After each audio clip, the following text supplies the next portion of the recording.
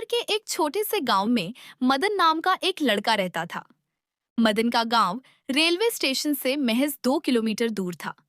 गांव में खेतीबाड़ी के अलावा कमाई का कोई दूसरा साधन नहीं था।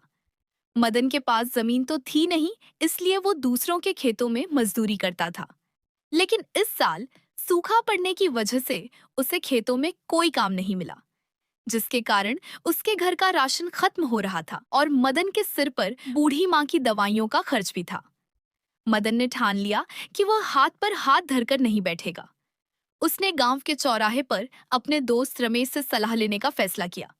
मदन के चेहरे पर चिंता की लकीरें साफ दिख रही थीं। रमेश भाई, अब तो पानी सिर से ऊपर जा रहा है। खेतों में काम है नहीं, और घर में जो थोड़ा बहुत अनाज था वो भी खत्म होने की कगार पर है। माँ की तबीयत अलग से खराब रहती है। समझ नहीं आ रहा क्या करूं। बात तो तुम्हारी सच है मदन। इस बार पूरे गांव का यही हाल है। पर हिम्मत हारने से तो पेट नहीं भरेगा ना। कुछ तो अलग सोचना ही मैंने पड़ेगा। सोचा है शहर जाकर मजदूरी करने से अच्छा है कि अपने रेलवे स्टेशन के पास ही कोई छोटा मोटा खाने पीने का ठेला लगा लूं। वहां पैसेंजर ट्रेनों का आना जाना लगा रहता है। लोग भूखे प्यासे उतरते हैं, कुछ ना कुछ तो बिकेगा ही। ठेला पर बेचोगे क्या? वहां चाय और समोसे की तो पहले से ही 3 दुकानें हैं। उनसे मुकाबला कैसे करोगे? मैं समोसा नहीं बेचूंगा रमेश। मैंने पिछले महीने शहर में देखा था, वहां लोग मैक्रोनी बहुत चाव से खाते हैं।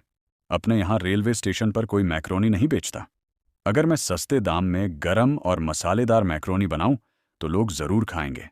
बस डर इस बात है कि शुरुआत के लिए थोड़े पैसों की जरूरत पड़ेगी। अगर इरादा पक्का है मदन, तो पैसों की फिक्र मत कर। मेरे पास जो थोड़ी बहुत बचत है वो मैं तुझे देता हूं। तू सामान ला और कल से ही काम शुरू कर। मुझे तुझ पर पूरा भरोसा है। दोस्त का साथ पाकर मदन की आंखों में चमक आ गई। उसने उसी शाम रमेश से कुछ पैसे उधार लिए और पास के बाजार जाकर मैक्रोनी, मसाले, एक छोटा चूल्हा और कुछ बर्तन खरीद लाया। रात भर मदन और उसकी माँ ने मिलकर मैक्रोनी उबालने और मसाले तैयार करने की तैयारी की। मदन के दिल में डर तो था, लेकिन अपनी माँ को एक अच्छी जिंदगी देने की उम्मीद उस डर से कहीं ज्यादा बड़ी थी। सुबह की पहली किरण के साथ मदन अपनी नई दुकान लगाने के लिए स्टेशन की तरफ निकल पड़ा। मदन ने स्टेशन के बाहर पीपल के पेड़ के नीचे एक पुरानी मेज पर अपना चूल्हा और बर्तन सेट की। मैक्रोनी के मसालों की खुशबू हवा में तैरने लगी थी। तभी स्टेशन के बाहर पहले से चाय की दुकान चलाने वाला जग्गू वहां आ धमका। अरे ओ भाई, ये यहाँ क्या तमाशा लगा रखा है? यहाँ सालों से हम लोग दुकान चला रहे हैं। ये नया तामझाम लेकर कहाँ से आ गए? चलो हटाओ। जग्गू भाई, राम राम। मैं तो बस अपनी किस्मत आजमाने आया हूँ। आप तो चाय समोसा बेचते हो, मैं तो बस मैक्रोनी बेच रहा हूँ। इससे आपकी दुकानदारी पर कोई फर्क नहीं पड़ेगा। गरीब आदमी हूँ, पेट के लिए कर रहा हूँ। मैक्रोनी, ये क्या अजीब सा खाना है? गांव के लोग ये सब नहीं खाते। 2 दिन में बोरिया बिस्तर समेटना पड़ेगा, देख लेना। और हाँ, स्टेशन के सामने कचरा मत फैलाना, नहीं तो अच्छा नहीं होगा। आप फिक्र मत करो जग्गू भाई, मैं साफ सफाई का पूरा ध्यान रखूंगा और खाना अच्छा होगा तो लोग जरूर पसंद करेंगे। जग्गू को मदन का वहां दुकान लगाना बिल्कुल रास नहीं आया। जग्गू बड़बड़ाता हुआ अपनी दुकान पर वापस चला गया।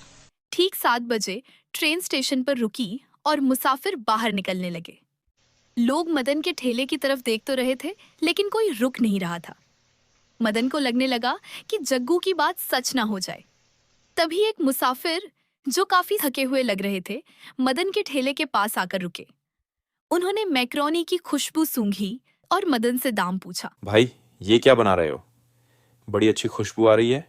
एक प्लेट का क्या दाम है? बाबूजी, यह मसालेदार मैक्रोनी है, गर्मा गर्म है और सिर्फ 15 रुपये प्लेट है। एक बार खाकर देखिए, थकावट दूर हो जाएगी। ठीक है, एक प्लेट लगाओ। तीखा थोड़ा कम रखना। मदन ने फुर्ती से पत्तल पर गर्मा गर्म मैक्रोनी निकाली, ऊपर से थोड़ा हरा धनिया डाला और मुसाफिर को थमा दिया। मुसाफिर ने जैसे ही पहला निवाला मुंह में डाला, उसके चेहरे की थकान गायब हो गई। वाह भाई वाह, मजा आ गया। मैंने शहर में कई बार मैक्रोनी खाई है, लेकिन जो स्वाद तुम्हारे इस देसी मसाले में है वो कहीं नहीं मिला। ऊपर से ये गर्मा गर्म और इतनी सस्ती। तुमने तो मेरा सफर सफल कर दिया।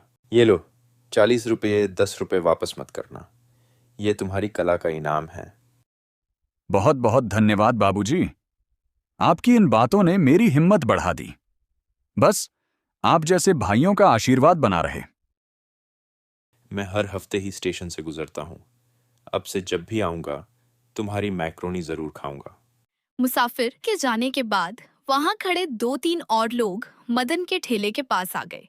उन्होंने भी मैक्रोनी का ऑर्डर दिया। मदन ने फुर्ती से सबको गर्मा गर्म मैक्रोनी परोसी। जिसने भी खाया उसने मदन के हाथ के स्वाद की तारीफ की। सुबह से दोपहर तक मदन की सारी मैक्रोनी बिक गई। जब मदन ने अपने गले